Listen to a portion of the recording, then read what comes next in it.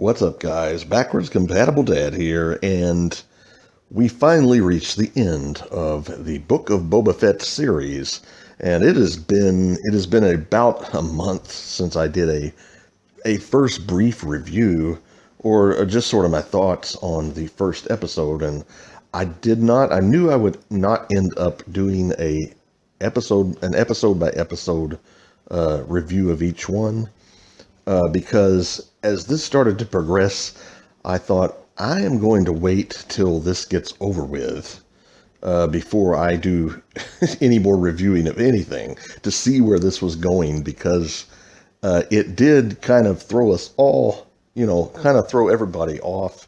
And I ended up having mixed feelings about it, but I did like the show. I probably liked it more than most people did, I guess, but and I realize, though, that I do agree with a lot of people out there that on the particular things that they say were really off with it. And just let me start by saying that, well, for me, I don't really hate anything that they really did with the Boba Fett character. I had two main problems with the entire show. And I realized, I understand, one of the main things was pacing. And I can definitely agree with people that this thing was really all over the place and just not, it did not progress the story well enough early on, probably either.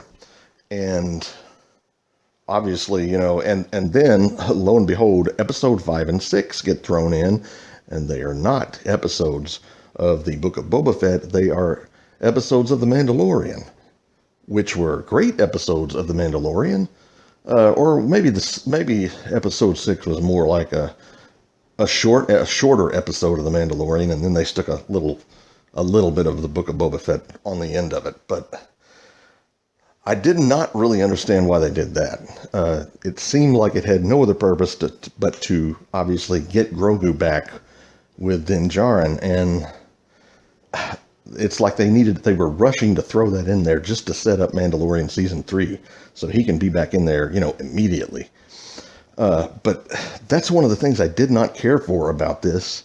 Even though I loved those episodes, they should not have been just thrown into the show as just a carryover thing to aid the next season of The Mandalorian.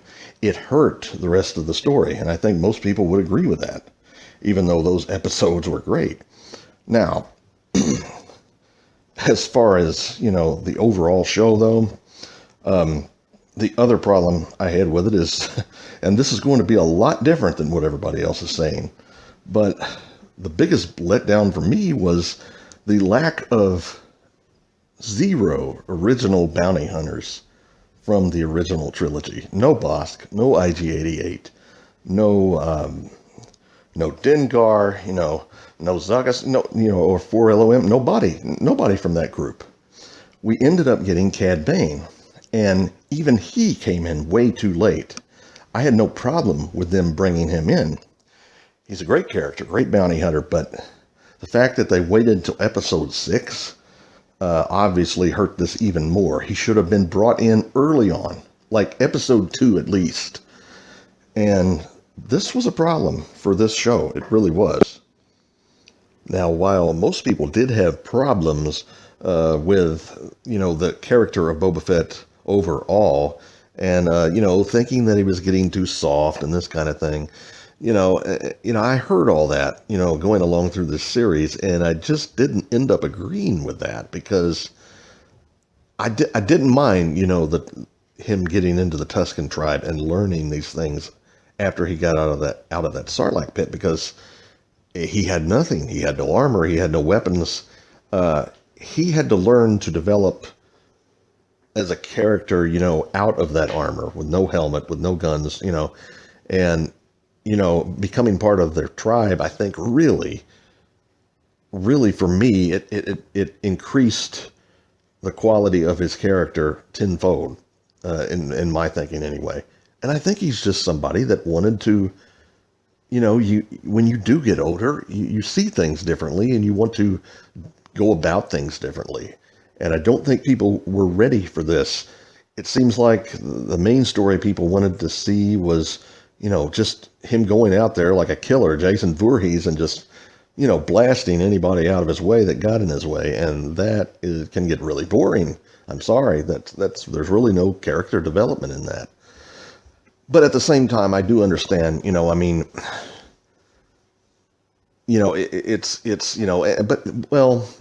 I understand some of the things maybe people were saying about him, but to me, he still ended up being Boba Fett through the whole show. But it's just, I don't know. I mean, sometimes I think, it's like, people will complain about anything almost. And it's like, they were complaining, well, he didn't have enough screen time in the original trilogy or anything. And now he starts talking more. We get to know him more. And then people complain that he's talking too much. And even the actor, Tamara Morrison, said when he was looking at the script that he was talking too much. But at the same time, if I was a writer of that and I wanted people to know him, you would have to have the character talk. Because if you just keep this mystery thing going, what was the purpose of the show in the first place? And, and it's like some people joke that, episode, I believe 6, I believe it was, you got the original trilogy Boba Fett you wanted. He just nodded and didn't have one line, but he was in it just briefly. So I don't really understand the complaining about that. If you're going to get to know a character, it seems like they're going to have lines. Now, maybe people agree that all those lines were not that great, obviously, but, and I don't guess, the writing was that over the top, or that out there. It could have been a lot better. I understand that, but still, but the fact, again, that we just had 2 episodes of The Mandalorian thrown in this show did not help. But still, overall, I liked this series. I don't know whether I'd say that I loved it. I liked this series, and of the Book of Boba Fett episodes, and I'm excluding episode 5 and 6 because technically I don't think those were. To me, the best episode from all of that was episode 2, where he stops the train. To me, that is the best episode. I loved that episode. I watched it twice, I think. Probably going to watch it a 3rd time. But yeah, people complain and think up things all the time about this, and just now I understand the problems too with, the finale. I have not reviewed the finale by itself. I'm not going to, but I understand, some of the action and things, but I heard people complaining like, why didn't he go get the Slave One ship and come back and just blast them? And why did he have to get the Rancor? Well, I mean, little things like that could have been kind of remedied by sticking a quick scene in there where he gets back with a jetpack and he goes in there to get Slave One, and maybe he's having maintenance done to it, and he's like, you're not done yet with blah, blah, blah, whatever. And then he gets the idea real quick in his mind, aha, the Rancor. And then he gets on it and gets out of there. But at the same time, they didn't film that or anything like that. So people end up inventing things to complain about. Maybe something like that happened, even though we didn't see it. Maybe he thought that the fire coming, the blaster fire out of that would cause more damage if it accidentally ignited something and burned the whole city down accidentally, because there are flammable things around there.